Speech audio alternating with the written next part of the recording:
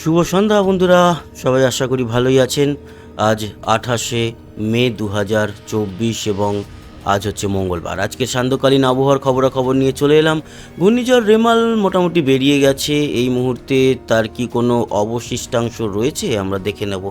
হ্যাঁ, আছে খানিকটা বা খুবই সামান্য।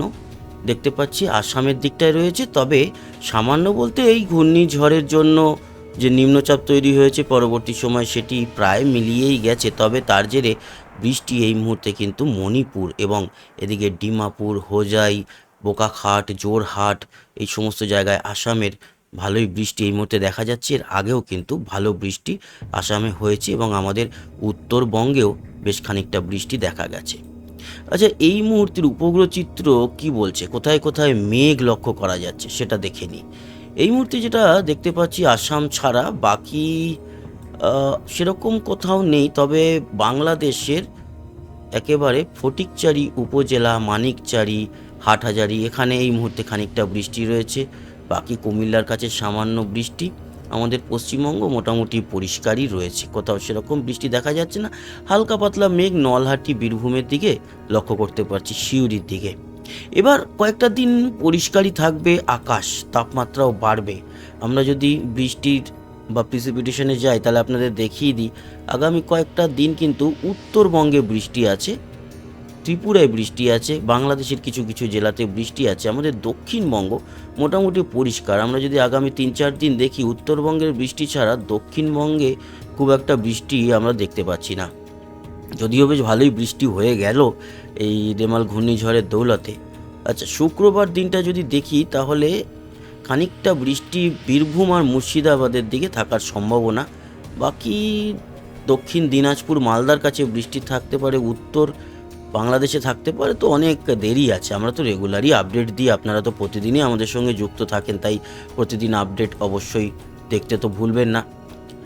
আর এবার মোটামুটি ঘূর্ণিঝড়ের যে ব্যাপার সেগুলো শেষ হয়ে গেল। মাঝখানে 4-5টা দিন এই ঘূর্ণিঝড় নিয়ে রেগুলার আপডেট দিয়েছি আপনাদের সামনে, তাই আজকে খুব একটা বেশি আপডেটে এলাম না।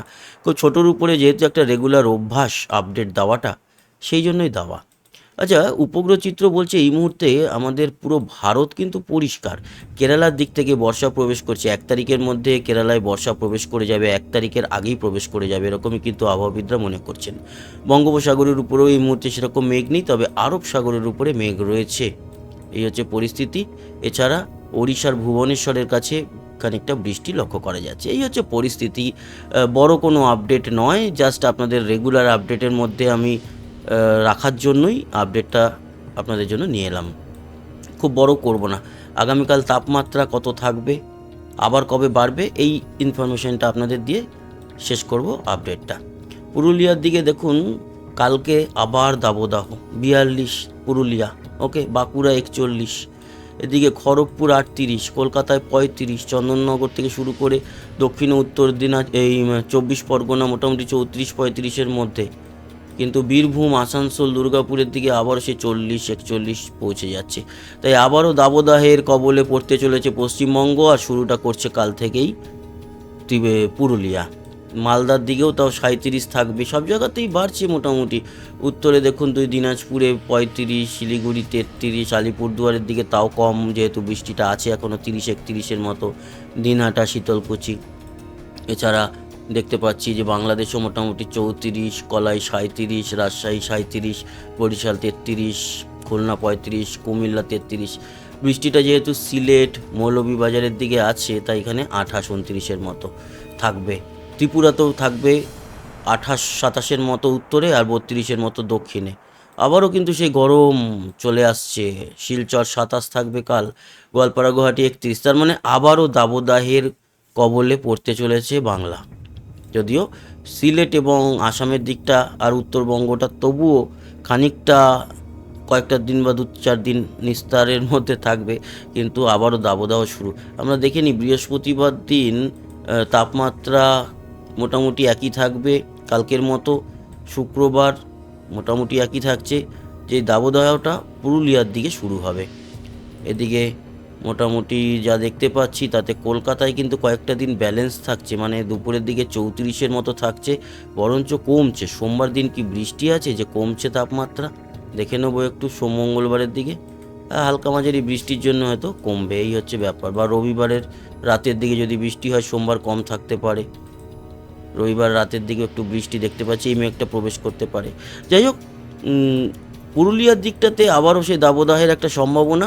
বাকি যেটা দেখতে পেলাম যে আমাদের কলকাতায় এখনও অবধি যেটা লক্ষ্য করছি, কয়েকটা দিন বা 3-4 দিন আগামী 34-35-এর মধ্যে থাকছে। এই হচ্ছে গিয়ে পরিস্থিতি। আর ঝড় এই মুহূর্তে নেই, মানে কালবৈশাখী বা সেই ধরনের ঝড় কেন নেই, তার কারণ হচ্ছে এই তো সব একটা ঝড় বেরোলো, তাই মেঘের সঞ্চার ঘটতে এখন আবার একটু সময় লাগবে। এতটা মেঘ বেরিয়ে গেল তো খরচা হয়ে গেল আর কি প্রকৃতির হাত থেকে। তার জন্য নতুন করে এখন কালবৈশাখী ঝড় বা সেরকম কিছু দেখতে পাচ্ছি না। না, বুধবার দিন কিন্তু একটা ঝড় দেখতে পাচ্ছি, সেটা কালবৈশাখী ঝড়ের মতো ঝড়, যেটা দেখুন 59-60 কিলোমিটার হচ্ছে গাস্টিং।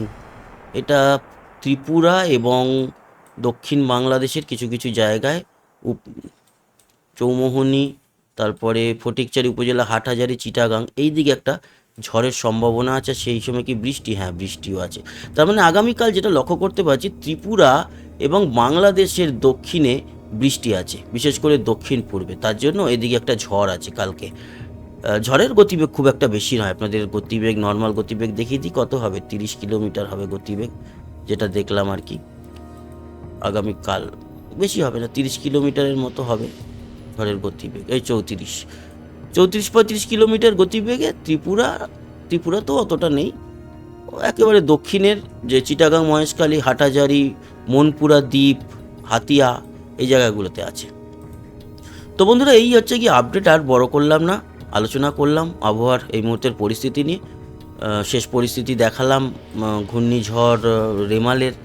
এখন যেটা দেখা যাচ্ছে যে এখনও আর কি আসামের উপরে খানিকটা রয়েছে, সেটাও আস্তে আস্তে বেরিয়ে যাবে রাত্রির 8টার মধ্যে, মোটামুটি পরিষ্কার। তো এই ছিল রেমালের পুরো জার্নি এবং পুরো আজকের সান্ধ্যকালীন আপডেট। আশা করি আপনাদের কাজে লেগেছে। সঙ্গে থাকবেন, সাবস্ক্রাইব করে লাইক শেয়ার করবেন, কমেন্ট বক্সে আপনার গুরুত্বপূর্ণ মতামত জানাবেন। আচ্ছা, তার আগে বলে যাই একটা কথা, সেটা হচ্ছে আমাদের পশ্চিমবঙ্গে কিন্তু যেটা লক্ষ্য করলাম, সেটা 4-5 জনের মতো প্রাণহানি ঘটেছে, 4-5 জনের মতো। আর অন্যদিকে 52খানার উপরে গাছ ভেঙেছে। এদিকে মৌসুনি আইল্যান্ডে এক বৃদ্ধা মারা গেছে গাছ ভেঙে। এই মৌসুনি আইল্যান্ড বকখালির কাছে, এখানে একটা ছোট্ট দ্বীপ, আমি মাঝে মাঝে যাই সেখানে। আর বাংলাদেশে শুনলাম, প্রথমে পেয়েছিলাম 6 জনের মৃত্যুর খবর, আজকে যেটা শুনলাম সেটা হচ্ছে 11 জনের মৃত্যুর খবর শুনতে পেলাম। তো এই হচ্ছে গিয়ে আপডেট ছিল আপনাদের জন্য। ধন্যবাদ ভিডিওটা দেখার জন্য। সবাই সাথে থাকবেন, ভালো থাকবেন, সুস্থ থাকবেন। আবার দেখা হবে, টাটা।